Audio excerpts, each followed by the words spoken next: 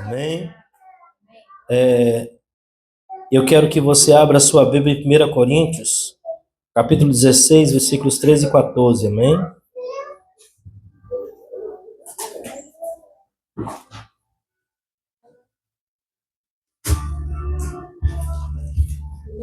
Ok, 1 Coríntios. Manda aí para você, Nando, ok? 1 Coríntios, capítulo 16, versículo 13 ao 14. Está escrito: estejam vigilantes, vamos ler o que está aqui na tela. Vigiai, estáis firme na fé, portai-vos varonilmente e fortalecei-vos. Coisas sejam feitas com amor. Na tradução que eu tenho aqui está assim: estejam vigilantes, amém? Mantenham-se firmes na fé, sejam homens de coragem, sejam fortes, obrigado, Fernanda, façam tudo com amor, amém? Esse texto, eu quero compartilhar com a gente, compartilhar com vocês, sobre a importância de estarmos posicionados, amém? Sobre uma geração posicionada, uma casa posicionada, um homem posicionado, uma mulher posicionada, um jovem posicionado, uma igreja posicionada. A primeira coisa que nós vemos aqui é um alerta, né? É um alerta para a igreja. Paulo escrevendo à igreja de Coríntios, finalizando a sua carta, né? Finalizando ali a primeira carta que ele escreve aos Coríntios, né? E ele trazendo uma exortação a eles: olha, vocês precisam se posicionar diante de todas as situações que vocês estão passando e que o mundo que está em volta de vocês está infringindo contra vocês. Amém? Certo? Primeira coisa que Paulo fala aqui: estejam vigilantes. Estejam vigilantes. 1 Pedro 5,8 diz assim: sede sóbrios, vigiai, porque o diabo, vosso adversário, anda em derredor, bramando como leão, buscando quem possa tragar. Por que que eu preciso estar vigilante? Nós moramos no Japão, um país onde tem um nível de segurança muito grande. A gente sai de casa despreocupado, muitas vezes você deixa a porta aberta, né, da sua casa, você às vezes não fecha o seu carro, né, você às vezes deixa os seus pertences ali no carro, deixa a bolsa, a carteira, você às vezes esqueceu a carteira no carro, você vai despreocupado, com a certeza que você vai chegar lá e pegar a carteira e ela está lá. Você anda pela rua de uma maneira sossegada, com a carteira exposta, com a bolsa sem ficar segurando, né? Mas no Brasil, você chega no Brasil, quem vai do exterior ao Brasil, primeira coisa que chega, muitas vezes já é bombardeado. Ó, toma cuidado com a carteira, ó, não deixa a sua bolsa em qualquer lugar, coloca a bolsa na frente. Olha, deu 10 horas da noite, não sai para a rua. Saiu de casa, tranca a porta, o portão, você tranca a porta de casa, tranca a porta do portão. Você tem que tomar todas as medidas de segurança e mesmo assim, muitas vezes ainda você pode ser acometido por um assalto, por alguma situação, né, que pegue você de surpresa. Por quê? Paulo diz que nós podemos estar vigilantes porque temos adversário, né? Tem inimigo, tem ladrão, tem roubo. Eu não estou falando aqui apenas de estar vigilante, cuidando do aspecto natural da nossa vida, certo? Usei o exemplo do Japão, onde a gente vive despreocupado. Mas não é porque não temos a insegurança, né, no natural, no dia a dia, do ir e vir, que nós não temos adversários. Podemos não ter tantos desafios naturais como se teria no Brasil a respeito dessa área que eu estou compartilhando com vocês, mas nós temos inimigos espirituais. A Bíblia diz que o diabo, né? O diabo, vosso adversário. Então você tem um adversário. E ele está dia e noite tramando, fazendo de tudo para tragar alguém. E a Bíblia diz, ele anda em derredor. Significa que não está tão perto, mas não está tão longe. porque perto está o Senhor, amém? Então, se você nasceu de novo, a tua vida pertence a Deus, o diabo não está perto, porque perto está o Senhor. Você entregou a sua vida para Jesus, ele é teu Senhor, então ele está perto. O diabo está ao derredor. E a Bíblia fala que o diabo, ele está ao derredor como? Leão. Não é o leão, porque quem está perto de nós é o leão da tribo de Judá. Deus está perto de nós. Ele é a nossa proteção. Porém, por que a Bíblia diz para a gente vigiar? Porque mesmo Deus sendo sobre a sua vida, ele sendo o protetor e o todo-poderoso, você não pode vacilar. O fato de Deus nos amar não nos deixa imune às adversidades. Se nós não vigiarmos, nós podemos perder coisas preciosas que Deus nos entregou. Por exemplo, quantas pessoas, porque não vigiaram, perderam o seu casamento? Ah, o meu casamento era ruim. Não, seu casamento é uma bênção. Ah, minha família, toda a família tem adversidade. Se a gente for ver aqui, irmão, a diversidade que eu tenho, você não tem, mas a que você tem, eu não tenho. As facilidades que talvez eu encontro dentro da minha casa, talvez você não tenha elas, mas você tem outras coisas que contribuem. Então, todo mundo aqui tem guerras e tem lutas. São diferentes, amém? Mas temos. Quantas pessoas perderam seu casamento porque não vigiaram? Perderam a sua família porque não vigiaram. Perderam seus bens financeiros porque não vigiaram. Perderam a saúde física e emocional porque não vigiaram. Perderam coisas que Deus deu, que a Bíblia diz que toda boa dádiva vem do Senhor. Deus te deu, mas você tem um adversário que é ladrão, que é devorador, que quer destruir você. Por isso Paulo disse, sedes vigilantes. E uma geração posicionada, um homem e uma mulher posicionada, ele tem que ser vigilante. Porque todo vigia precisa estar bem posicionado. Aonde que fica um sentinela, um vigia? A Bíblia fala sentinela, um vigia, onde que ele fica? Em cima da muralha, no lugar mais alto, aonde ele tem visibilidade de todo o território e aonde o inimigo não pode chegar e pegar ele de surpresa. Então, quem está posicionado precisa ser vigilante. É a exigência, seja vigilante. O mundo que nós estamos, querido, não é um playground. Não é um lugar de brincadeira. O mundo é um território de batalhas e de guerra. Porque o diabo está disputando territórios. Que são territórios que ele disputa? Mentes, corações. Né? Então, você mesmo sendo salvo, estando na igreja, tendo Jesus, conhecendo a palavra de Deus, tendo acesso, diga, nada pode me atingir? Pode. Não, nada pode me derrubar? Pode. Por isso a Bíblia diz, sede vigilantes. Amém? Não vacile, porque é uma distração. Você pode ser o melhor motorista. A gente estava conversando esses dias, né? E a gente estava compartilhando. Os grandes acidentes e mais trágicos acidentes acontecem com os melhores motoristas. Porque quem sabe que não dirige bem, vai devagar e tudo tem que estar ali preocupado. Né? Ele pode dar uma batidinha, ele pode muitas vezes cometer um deslize, mas os grandes acidentes acontecem com pessoas que dirigem muito bem. Por quê? Por dirigir muito bem, não vigiam. Excede na velocidade, autoconfiança exagerada. Não, eu consigo, vai dar para ultrapassar, e vai ultrapassar, e de repente, em alta velocidade, bate de frente com um outro carro. A sua vida é ceifada e vitimizada a outras pessoas que estavam no outro carro que não tinha nada a ver, que estavam certos no seu posicionamento.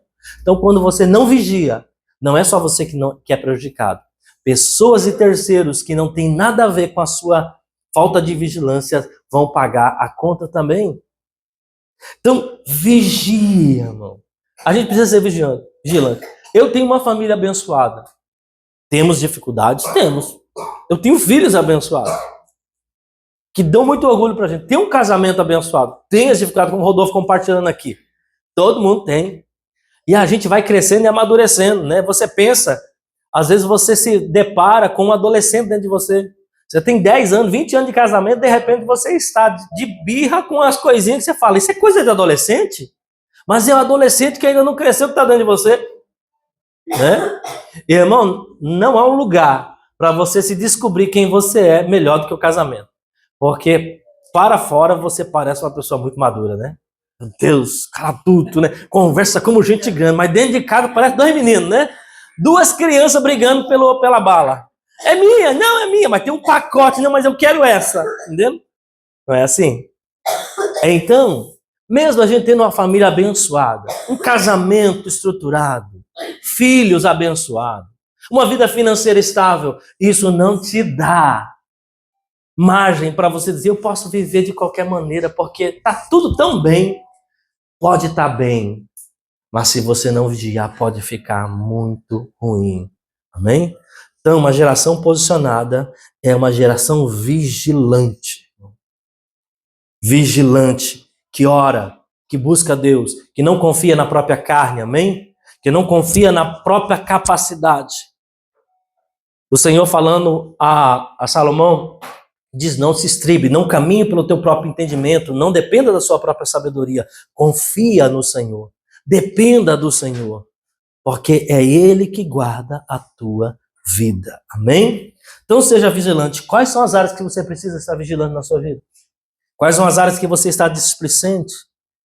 Olha, tem muita coisa, muitas vezes pode ser a nossa vida financeira, pode ser a nossa vida emocional, né? Vigie, não entregue teu coração, as tuas emoções para qualquer pessoa.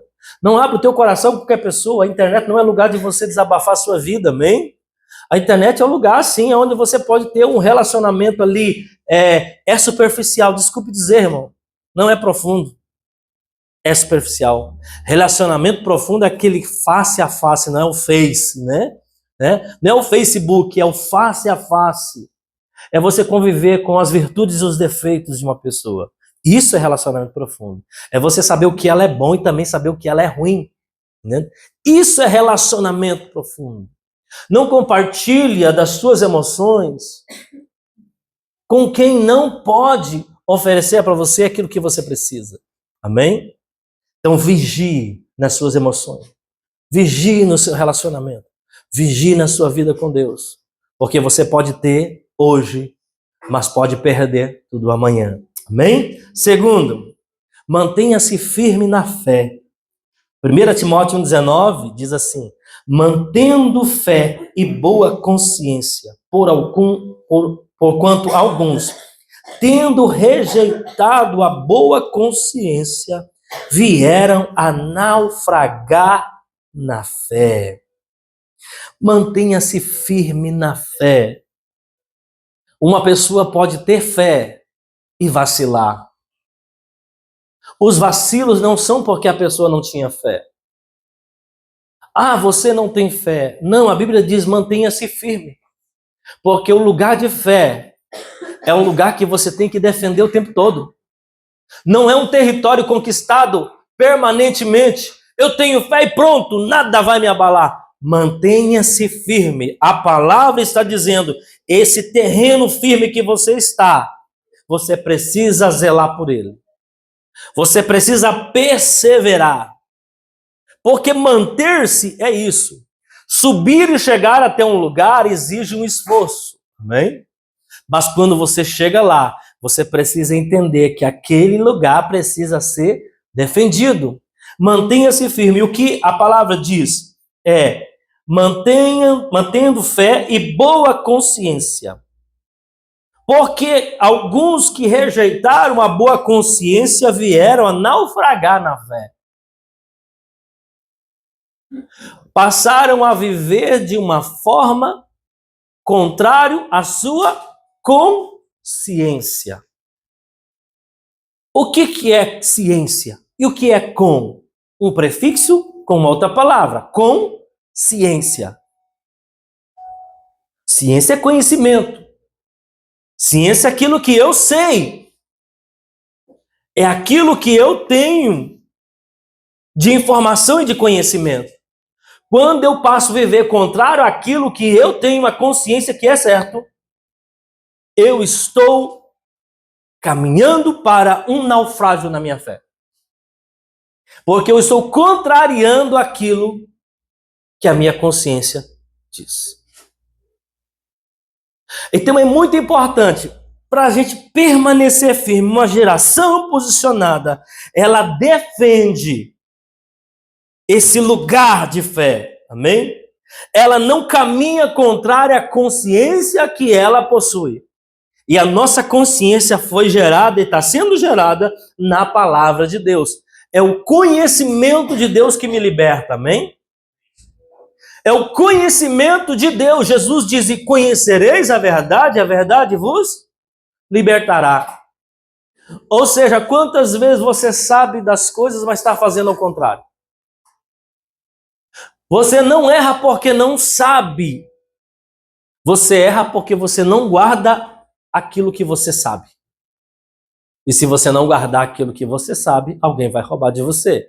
Você vai naufragar. Naufragar é afundar. E uma coisa interessante da comparação com o naufrágio, um barco não afunda de uma vez, ele vai afundando. Essa é uma característica do naufrágio na fé. Você não esfria, você vai esfriando. Você não fica distante, você não é teletransportado de perto para 10 quilômetros. Você vai se distanciando. Irmão, deixa eu dizer uma coisa, é igual vir na igreja. Você tem 4 domingos, vou colocar aqui o basiquinho do crente, amém? O basiquinho, arroz com feijão. Não tem picanha, não tem salada, nada, só arroz com feijão. Correto? Você vem todo domingo na igreja. Quem gostaria de comer só arroz com feijão? Chega um pão, não aguento mais comer arroz com feijão, não. Tem que comer uma salada. Então eu vou colocar só o domingo. Você é um crente de arroz com feijão, só no domingo. Deixa eu dizer uma coisa pra você. Você não vai deixar de vir à igreja. Sabe como uma pessoa deixa de vir à igreja? Ele começa a vir 3 domingos e um domingo não. Depois ele começa a vir 2 domingos e 2 domingos não. Depois ele começa a vir 3 domingos não e um domingo sim. E depois ele passa 1 mês sem vir. E depois de 1 mês, ele vem mais uma vez. E depois ele passa 2 meses. Deixa eu dizer uma coisa, eu estou sendo aqui bem otimista ainda. Porque para você deixar de fazer uma coisa que é boa, basta, às vezes, 3 dias que você não faz. Vocês que fazem exercício, não é assim? Começa a fazer exercício e pare a rotina, quebra a rotina durante 1 semana para você voltar à dificuldade que é. Você não importa se você ficou 6 meses ou 1 ano fazendo, todo dia. Deixa eu dizer uma coisa para você, irmão. É triste isso, mas o que é bom você deixa rápido. E o que é ruim é uma luta para deixar. Faz isso com um vício. Um vício que você tem, um vício que você reconhece que você tem. Não, amanhã não vou fazer mais. E pronto. Você vai lutar, meu irmão, contra a sua mente, contra as toxinas que estão no seu corpo, vão gritar, vão berrar, vão espernear, você vai ficar louco. E ela vai dizer assim, se você não fizer, eu vou deixar você louco. Aí você tem que fazer.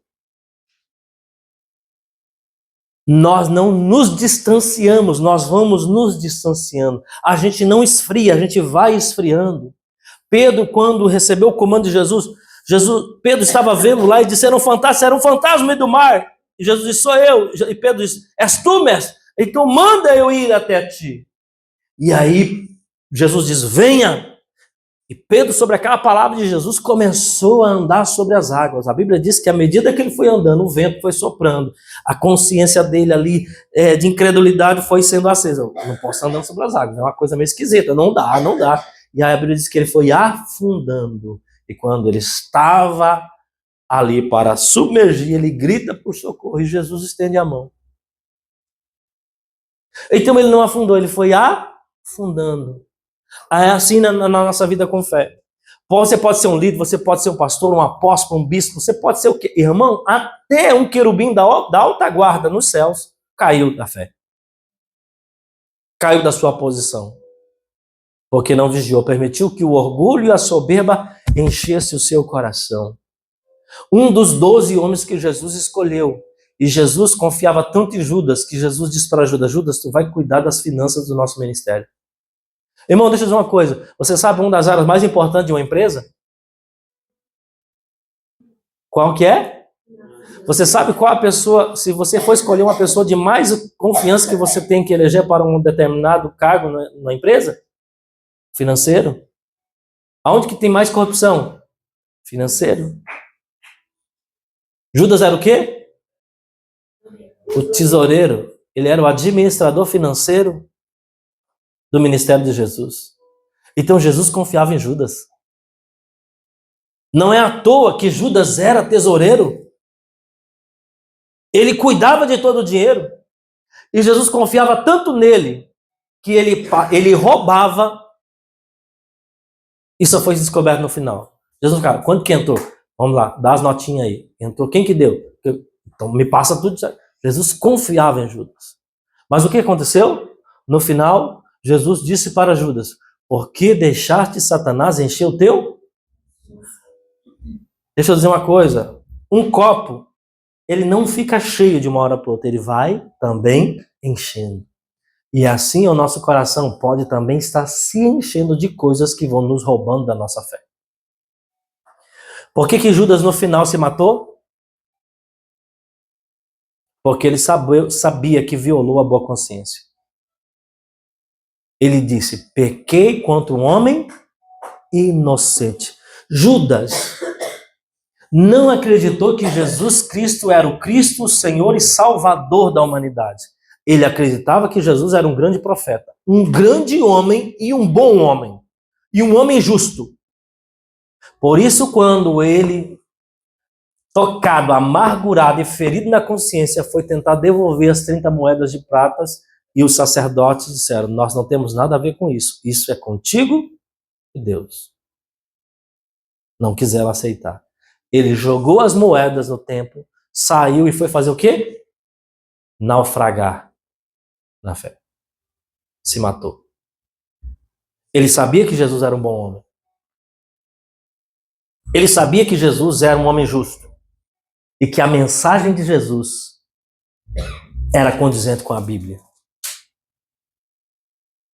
Mas feriu a consciência e seguiu a ganância do seu coração. Deixa eu dizer uma coisa para você, irmão. As nossas ganâncias e anseios por determinadas coisas fazem a gente ferir a boa consciência. Deixa eu dizer, quem rouba sabe que roubar é errado? Sabe ou não sabe? Uma pessoa que adultera sabe que adulterar é errado? Mas por que ela faz? Contrariando a consciência. Por quê? Por causa do desejo e o anseio aceso na alma. A ganância faz você ferir a boa consciência e por causa disso vem a naufragar. E aonde o diabo entra? Com um espírito de acusação, dizendo para você, não há mais jeito para você. Você errou sabendo que estava errando. Agora a única coisa que você tem que fazer é desistir, sumir e abandonar tudo. Quantos líderes, pastores não deixaram as suas famílias, deixaram as suas igrejas porque pecaram durante muito tempo consecutivo em uma coisa e não encontraram um lugar de arrependimento. Deixaram a família, fugiram, sumiram e muitos deles viraram mendigos na rua. Por que naufragar na fé? Porque foram ferindo a consciência e veio o naufrágio. Amém? Uma geração posicionada, querido, é uma geração que mantém-se firme na sua fé. O que você crê? O que você acredita? Muitos de nós estamos procurando conhecer muita coisa e não estamos dando conta de praticar o que conhecemos. Por isso a Bíblia diz, não procure muito de vocês serem mestre entre seus irmãos. Eu quero saber muito, eu quero ensinar muito, eu quero saber de tudo. Você está praticando? Se você não está praticando, então primeiro gaste tempo agora. Deus, eu preciso colocar isso em prática na minha vida. Eu não posso ficar verindo na minha consciência. Eu sei o que é bom e faço o que é errado, que é ruim. Eu sei o que é certo e faço o que é errado. Amém? Terceira coisa. Sejam homens de coragem. Sejam fortes. Josué capítulo 1. O Senhor vem a Josué depois que Moisés morre e o legado do ministério passa para Josué. E Josué, quando recebe aquele legado do ministério, aquilo é um peso para ele. Ele diz, eu vou ter que conduzir um povo, milhões de pessoas por esse deserto até a terra que o Senhor prometeu dar a eles. Eu vou ter que tomar o lugar e substituir um dos grandes líderes de Israel, Moisés. Quando ele olhou para a trajetória de Moisés e tudo que Moisés tinha realizado em Deus, ele disse: eu não sou capaz de fazer isso. Eu não consigo fazer isso. E ele entrou em uma crise, uma depressão muito grande. E ele ficou prostrado. Israel ficou paralisado, esperando qual seria o comando, o que aconteceria daquele momento em diante. E o Senhor tem que vir a Josué no capítulo 1, se você for ler, e ele diz para Josué durante 9 vezes: seja forte e corajoso. Seja forte e corajoso. A voz do Senhor, em determinados momentos em que a gente está com muito medo e sem nenhuma força, ela vem nos encorajando. Chega um momento que Deus disse: eu já te disse, não te falei eu, não te mandei eu? Seja forte e corajoso. Deixa eu dizer uma coisa para você. Deus vem e fala conosco. Ele nos dá comando, ele nos incentiva, nos motiva na palavra, na sua palavra. Mas chega um momento que o Senhor começa a nos corrigir de uma maneira um pouco mais severa. Ele diz: eu já não te mandei? Você não é assim? Você muitas vezes, nas primeiras vezes que você fala com seu filho, com alguém, você diz: faça isso, por favor, vai fazer isso. E a pessoa começa a não responder os comandos. O que você diz? Ei, eu já não te disse. O pai chega e a mãe chega: já não te disse, menino, que é para você fazer isso? O Senhor fez a mesma coisa com Josué. Já não te mandei eu? Ser forte e corajoso, não temas nem te espantes, porque o Senhor teu Deus é contigo por onde quer que você andares. Uma geração posicionada é uma geração que tem consciência da presença com Deus, dele com Deus e Deus com ele em todos os momentos. Tá fácil? Deus está comigo. Tá difícil? Deus está comigo. Por que nós temos uma geração que só sabe dizer que Deus está com ele quando a coisa está dando certo? E pessoas que deixam de vir à igreja, deixam de ser fiel porque a coisa está ruim? Ou seja, a consciência dele, a fé dele limita apenas nos momentos bons. Tá tudo certo? Deus é bom. Tá tudo ruim? Deus é ruim. Como se Deus fosse o responsável por todas as situações que acontecem na vida dele. Deixa eu dizer uma coisa para você. Eu sempre falo aqui. Coisas boas acontecem com gente boas e acontecem com gente ruins. Coisas ruins acontecem com gente ruim e acontecem com gente boa. A diferença é que a coisa ruim com a gente boa se torna bênção. E a coisa boa com gente ruim se torna maldição. Porque o homem ruim, do coração ruim, quanto mais dá certo, mais ele se distancia de Deus. Mas o homem de Deus, quando a coisa dá ruim, ele mais ainda busca a Deus. Por isso que Deus diz que ele transforma a maldição em bênção. Tentaram contra a tua vida, caluniaram você, falaram mal de você, te prejudicaram, sabe o que você vai fazer? Deus, aqui está a causa diante do Senhor. Você vai procurar os seus direitos juridicamente, como nós temos direitos, porém, a justiça vem do Senhor. Você passa a confiar na justiça divina. Amém? Então, sejam homens de coragem, sejam fortes. E a nossa geração é uma geração de inversão de papéis. Hoje os homens estão ficando fracos e forçando as mulheres a ser fortes. O que acontece? O que acontece quando você contraria a natureza das coisas? Vamos usar exemplo? Eu gosto de usar exemplo para você entender o que eu estou querendo dizer. Quando você contraria a natureza das coisas. Um objeto foi feito, a sua natureza é para uma determinada função. Quem criou, projetou ele para isso, correto? Um celular, ele foi feito para ligar, ele foi feito, ampliado como uma espécie de um pequeno computador, onde você escreve, gera informações, aqui você vê vídeos, aqui você envia mensagem, tudo. É para isso que ele foi feito. Tira foto, certo? Mas se de repente eu pego esse celular e eu me vejo com um pedaço de prego, eu falo, poxa, o que eu vou pregar esse negócio aqui? E eu pego o meu celular e começo. Eu estou contrariando a natureza das coisas. Mas é meio bizarro, né? Mas vamos para você entender.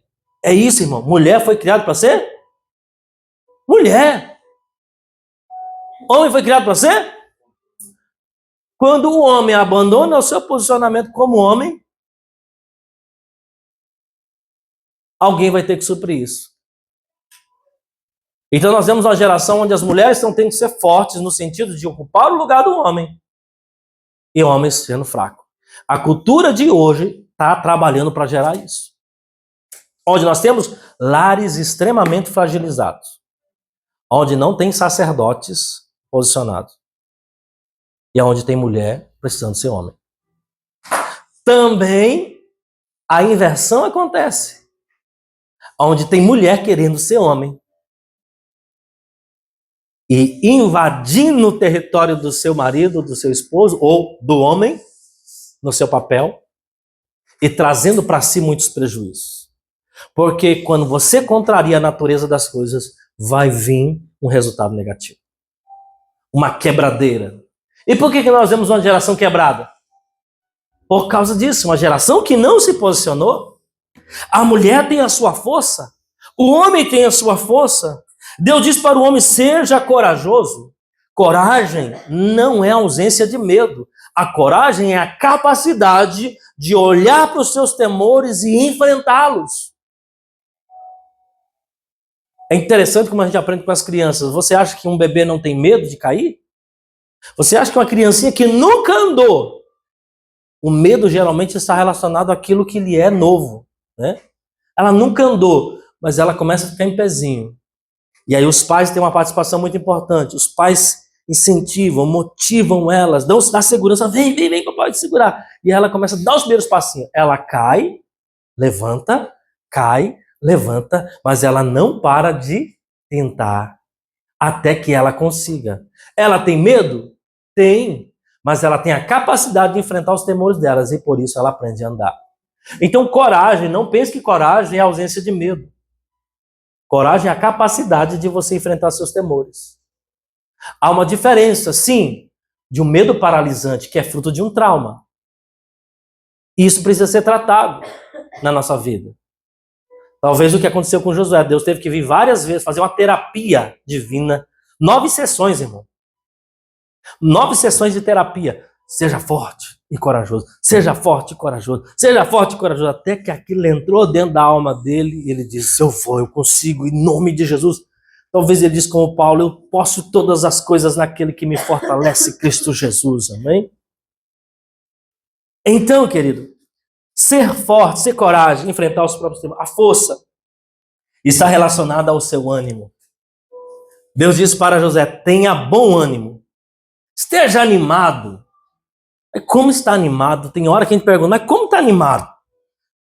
Se Deus pede, é porque você tem condições.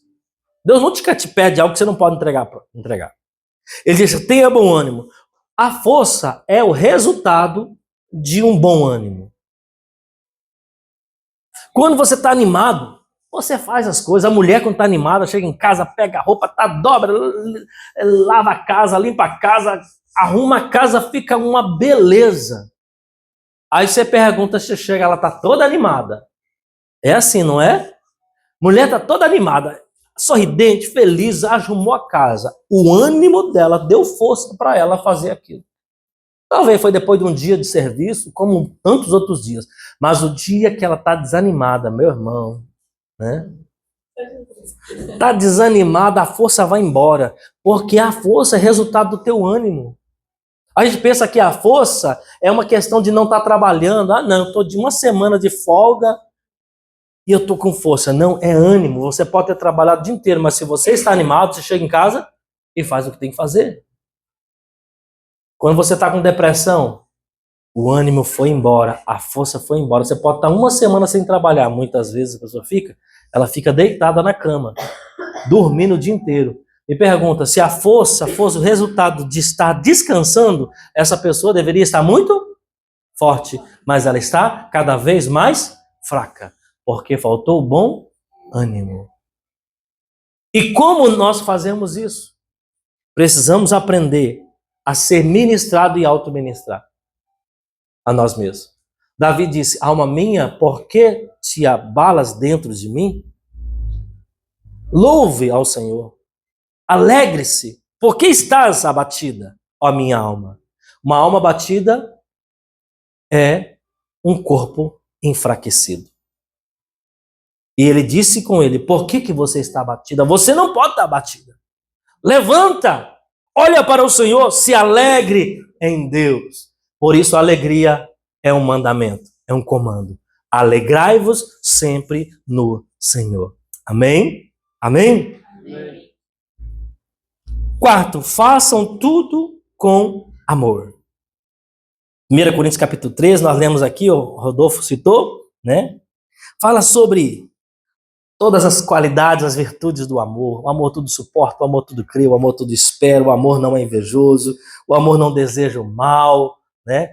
O amor que a Bíblia está falando. Há 3 classes de amor. O amor filéu, que é o amor de amigo, e nós temos um por outro, afinidades. O amor eros, que é o amor entre um casal, que é o amor da atração sexual, né? E nós temos o amor ágape, que é o amor sacrificial, que é o amor de Deus, que é o amor que não tem uma explicação em si. Não faz porque alguém fez por ele. Não ama porque foi amado, mas ele é doador, ele é altruísta, né? Então, façam tudo com amor. Por que fazer tudo com amor? Porque o próprio Deus é amor, 1 João 4,8, né? Deus é amor, e se alguém não ama, não tem Deus e não conheceu a Deus. Deus é amor. Aquele que não ama não conhece a Deus, pois Deus é amor. Segunda coisa, por que façam tudo com amor? Porque está falando não do que você faz, mas a motivação com que você faz. Ele não está dizendo façam as coisas, ele está dizendo façam as coisas com amor. Porque quem faz por fazer tem um direito de cobrar depois. Quem faz por fazer vai jogar na cara depois. Quem faz por fazer porque tem que fazer, até que ele esteja sendo recompensado, tudo bem. A hora que parou, meu irmão, aquilo tudo que ele fez passa a ser munição para ele atacar.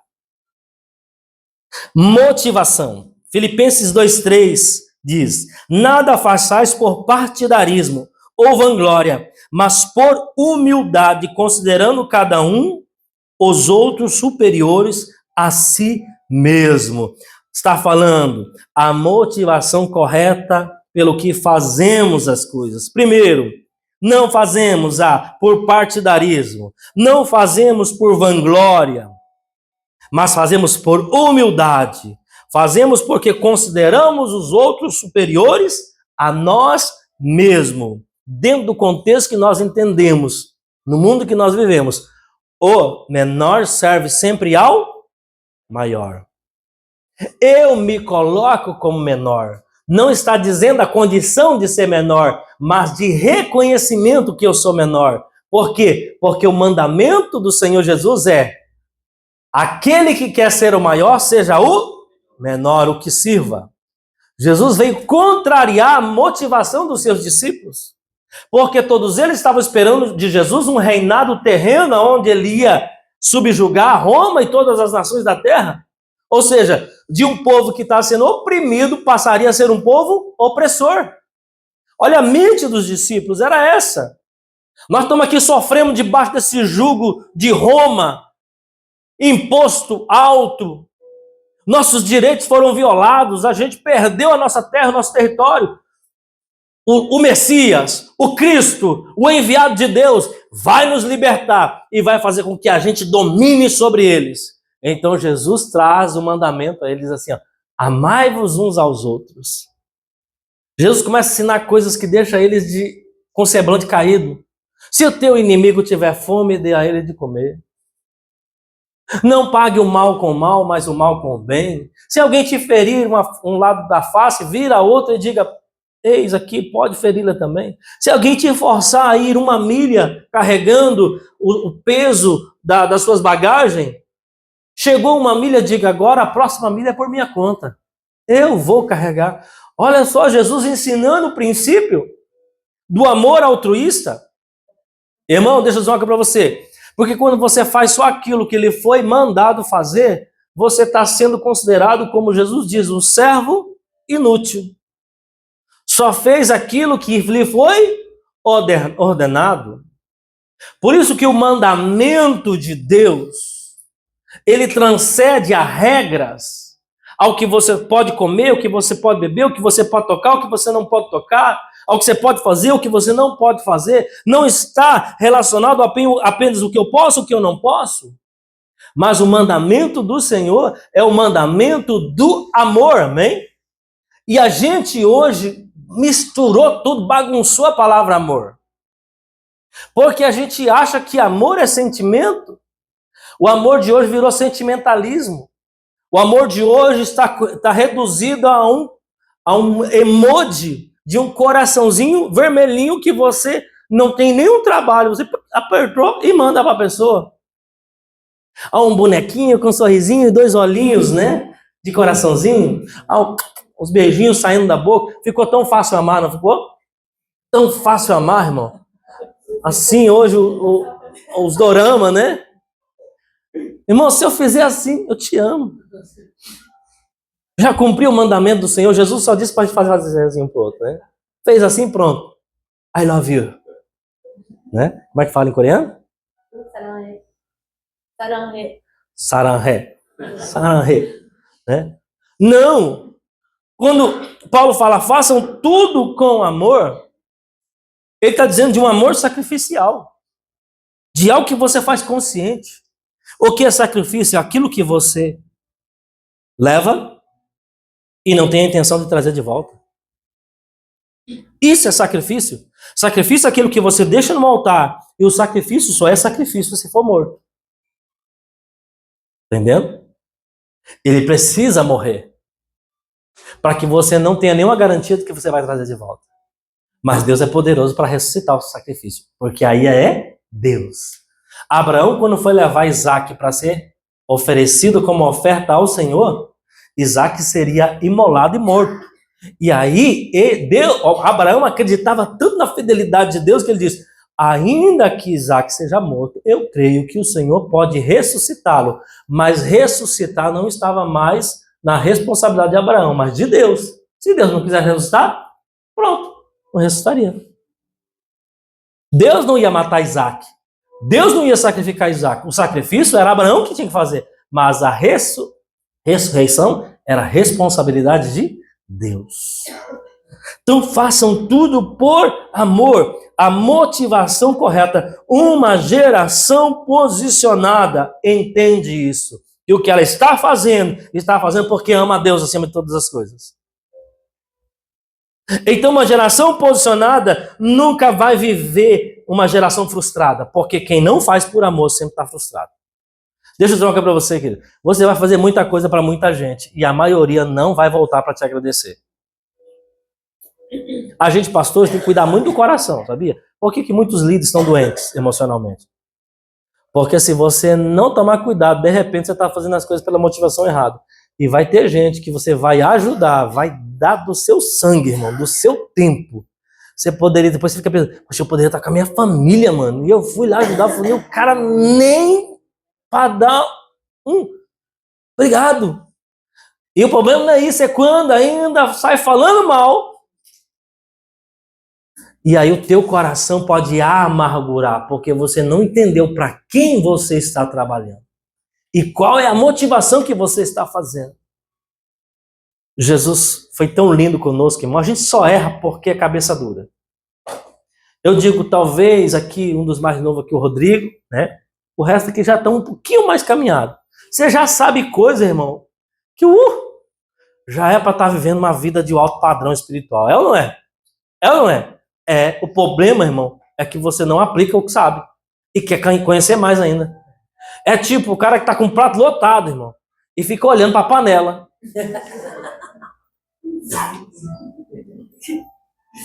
O olho é maior do que a barriga, né? Você está com tudo na mesa, servido, é só comer. E está olhando para a panela, né?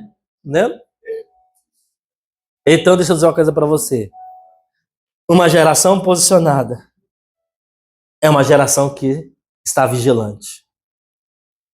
Não permita que o diabo que está ao seu redor roube, trague a tua vida. E vou dizer uma coisa, vai ter que ser vigilante até o último dia, hein? Não tem esse negócio de vigilante por um determinado tempo, não. Vou vigiar por um mês, irmão. Depois vou dar uma folguinha. É essa folguinha que você perde tudo. Construir demora anos. Algumas vezes, décadas. Perder é tão rápido. É uma injustiça, né? Você vê um prédio de 30, 40, 50 andares ser construído em meses, anos, né? Centenas de funcionários para demolir, de repente, alguns segundos, irmão. Tudo vem por terra. Uma geração posicionada é uma geração que mantém-se firme na fé. Não significa que a tua fé não vai ser provada, que ela não vai ser testada. E vou dizer a coisa, ela vai ser provada e vai ser testada. E olha, deixa eu te dizer uma coisa, ela não vai ser provada do jeito que você está imaginando. Sempre você imagina, né? Eu gosto de imaginar como que eu vou ser provado. Aí eu vou ser provado assim. E às vezes a aprovação vem totalmente diferente. Por isso, mantenha-se firme na fé. Sejam homens, uma geração posicionada. É uma geração de homens e mulheres, amém? Corajosos e fortes. Não uma geração débil. Não uma geração fraca. A geração Nutella, né? Nós temos a palavra hoje, geração Nutella. A geração do mimimi. A geração que não aguenta a pressão. Que tudo tem que ser rápido. Tudo tem que ser na hora. Não pode ser contrariado. Porque senão entra em crise emocional. Não é a geração da educação positiva. Desculpe, não diga não para o teu filho. Não faça isso com ele. Não dê uma varadinha quando for preciso. Não é espancamento, viu? Uma varadinha, uma correção, ele precisa chorar. Às vezes ele vai querer alguma coisa que ele não pode ter. E você vai dizer não. Aí ele está chorando, está num ambiente, você está ficando com ele, pega ele, sai para fora. Vai lá, não tem problema não, irmão. Sai lá. Deixa ele chorar, espernear o quanto quiser. Entendeu? Não. Ele vai aprender a receber? Não. É uma geração de pessoas que quando fazem as coisas, fazem porque amam a Deus. Amém? Deus te chamou, Deus me chamou, querido, para sermos na nossa geração homens e mulheres posicionados. O mundo precisa de homens posicionados, viu? Eu estava conversando esses dias, alguém me disse, eu preciso de libertação. Eu digo para você, você não precisa de libertação, você precisa de posicionamento. Nós temos culto hoje, eu acho maravilhoso, culto de libertação. Mas você já percebeu que quem vota para o culto de libertação são as mesmas pessoas? Liberta, manda os demônios embora. Ai, em nome de Jesus. Saiu. Semana que vem, tá lá a mesma pessoa. Porque não se posiciona. Deixa eu dizer uma coisa. Ficar fazendo libertação em uma pessoa que não se posiciona, você está contribuindo para um desastre na vida dela. Por quê? Bíblia. A casa que é limpa uma vez e ela não se posiciona, volta 7 vezes pior o estado que estava antes. E tem uma libertação irresponsável. Quando a gente começa a impor as mãos sobre as pessoas e dizer, vai, sai em nome de Jesus, e sai, a pessoa não se posiciona. Ou seja, você não está ensinando as pessoas a se posicionarem. Elas vão viver como bebezinhos o resto da vida, esperando sempre alguém impor a mão na cabeça dela e mandar os capirotos embora. Quando ela tem que dizer não para o pecado, quando ela tem que dizer não para aquelas coisas com qual ela estava aliançada antes. Eu acredito na libertação, sim, mas quando você passa a ter um discurso de libertação, me liberta, me liberta, me liberta, ei, Jesus não fez nada para você, não? Não está Jesus nisso, irmão. Jesus é um fantoche? Jesus é um coadjuvante nessa história? Cristo vos libertou. Você só está aqui hoje porque Cristo te libertou na cruz. O que você precisa é se posicionar. Se posicionar. Porque enquanto você não se posicionar, você não vai governar, você não vai assumir posição de autoridade que Deus te entregou, amém? Mas pessoas posicionadas assumem liderança, assumem o seu lugar, conquistam os territórios que Deus tem para você e o diabo não vai poder tocar, amém? Quer dizer, a tua casa é território dos céus. Alguém pode dizer amém? Eu quero dizer para você, o ministério que Deus entregou para você é um território que Ele te entregou nas suas mãos. E Ele confiou a você, a sua família, seu casamento. Ele vai te entregar bens, Ele vai te entregar autoridade, mas Ele não vai entregar para alguém que não se posicionou. A nossa geração é uma geração que precisa de posicionamento, amém? Então hoje você vai sair daqui dizendo, Deus, eu me posiciono. Senhor, eu me posiciono. Eu tenho andado, Senhor, não vigilante.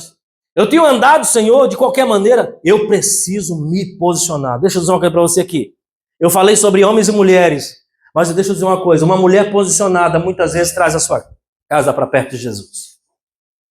Um homem posicionado, falar aqui para os homens que vão estar assistindo. Uma casa onde o homem se posiciona, a probabilidade de toda a família servir a Jesus é de 80% a 90%. Deixa eu dizer, não pense só em você agora, pense nos seus netos. Que a sua geração possa dizer, eu tive um avô que foi temente a Deus. Quando você como homem não se posiciona, a sua mulher se posiciona, ela é uma bênção. Mas, estatisticamente, de 30% a 40% dessa família tem a possibilidade de servir a Deus toda por completo.